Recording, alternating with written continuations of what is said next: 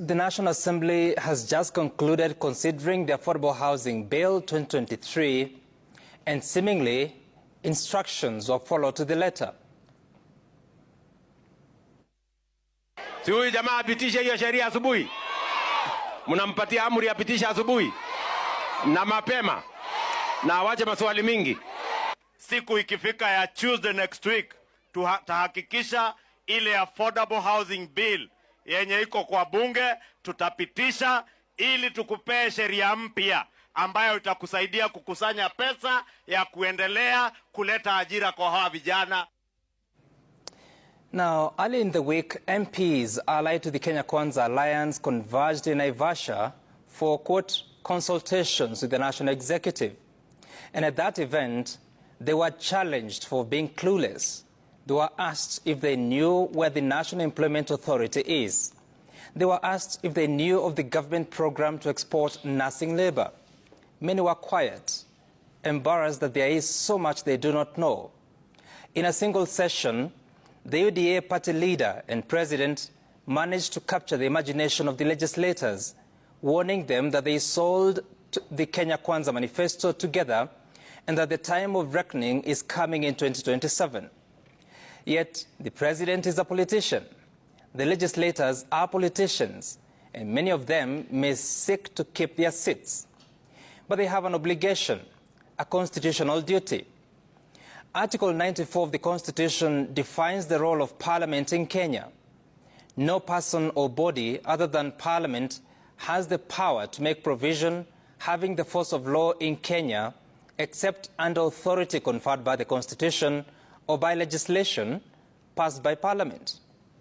You see, Parliament has three key mandates: to oversight state organs, to represent the people of Kenya, and to legislate, or in simple terms, make laws. This constitutional role is distinct from that of the President and the executive arm of government. Members of the National Assembly deliberate and resolve issues of concern to the people, not the party leader of the government party, not the President. The Senate represents the counties, serves to protect the interests of the counties and their governments, not the national government. That is the Constitution. What we are seeing is the betrayal of the spirit of the 2010 Constitution that sought to distribute powers and responsibilities of the three arms of government, all for good governance. Parliament was accorded a whole chapter in the Constitution, and the role was defined as that of oversighting of government.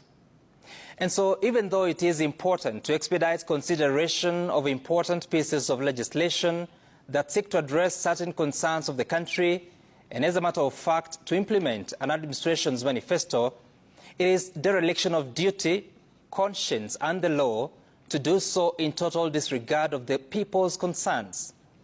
We have heard many members of Parliament saying that Parliament has been captured, that the 13th Parliament is the worst in the history of Kenya in execution of its mandate. Whether they are right or wrong is immaterial for now. What is critical is that any person privileged to be elected or nominated to Parliament must be worth the election. To claim that Parliament is captured and stage walkouts must not be entertained by any right-thinking Kenyan as a convincing action. To cite that the majority shall have their way and minority their say must not be used to explain away the absence of voice of reason for the interest of the people. Parliament and parliamentarians must find their way to summon the national conscience to simply do their job. Even though democracy counts on numbers, it cannot simply be about numbers. Yet numbers are crucial to decision-making to break a tie. Representing the interests of the people cannot be about numbers. Oversighting state organs cannot be about numbers. When members of Parliament are considering budget estimates, it cannot be a question of how many are we? No, you cannot govern a country by numbers. To do so is to rule rather than govern. It is at Parliament where all representatives of the people gather under one roof to decide the fate or destiny of the geographical entity called Kenya. In geographic terms, the institution of Parliament and the institution of presidency are equal because both must gain the vote from across the country. What we are witnessing is Parliament that is on its knees for much of their time, even crawling to other gates for guidance and direction. If the framers of the Constitution wanted Parliament to serve the national government's interests, they would have said so and placed them in the same chapter. There must be a reason that Parliament has its own physical address away from State House or even the judiciary. There must be a reason that Parliament has its own budget, separate from the control of the National Treasury. Parliament, and in particular the National Assembly, cannot continue to pass budget estimates as presented by the national government and then approach the public to claim that the government is over-budgeting or that the government is wasteful, that the government has an expenditure problem. They cannot continue to whine at public rallies as if ordinary.